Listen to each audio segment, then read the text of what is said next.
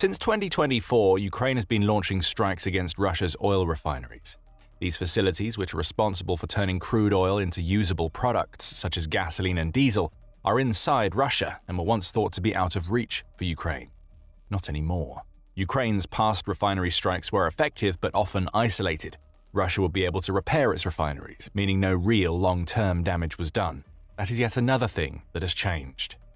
Since August 2025, Ukraine has adapted its strategy. It's still hitting as many refineries as it can, but it no longer hits them just once. A refinery gets hit, then hit again and again, keeping it offline for a much longer period.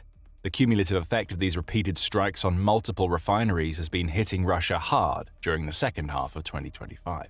Now, Ukraine has hit a new milestone. 50% of Russia's refining capacity has now been hit by Ukraine.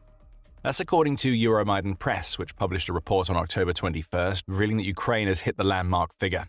It says that Ukraine's long-range drones and missiles have scored direct hits on around half of Russia's refineries, shutting many of them down to the point where they can no longer ship their products to the rest of Russia. In a perfect world, Ukraine will be able to hit the other 50%. However, that's unlikely to happen, the outlet says, because the other half of Russia's refineries are either too far from Ukraine to be hit by drones, or are already running at a reduced capacity, which means they're not priority targets. So Russia still has a good number of undamaged refineries. However, those refineries being so far away from Ukraine is a problem. To keep his war machine ticking, Putin needs to ensure that the fuel his country produces makes its way to Russia's soldiers in Ukraine as quickly as possible.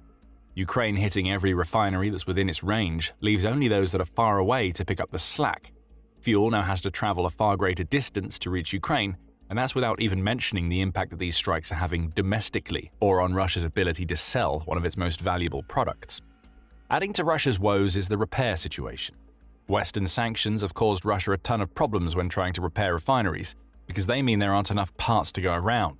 Euromaidan Press says that Russia is being forced to reroute components to the refineries that Ukraine is hitting. That means the refineries outside of Ukraine's range are going without essential maintenance work. It's degradation without direct hits. Ukraine is taking advantage of Russia's supply problems to ensure that as many of Russia's refineries are under strain as possible. And you won't need 3 guesses to figure out what Ukraine will do when Russia uses rerouted components to get a refinery back online.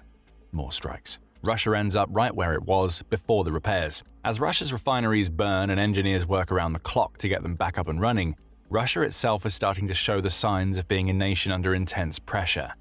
The outcome of Ukraine's refinery strikes is more important than the strikes themselves, and Russia is grappling with a trio of problems that have put it on the brink of internal collapse.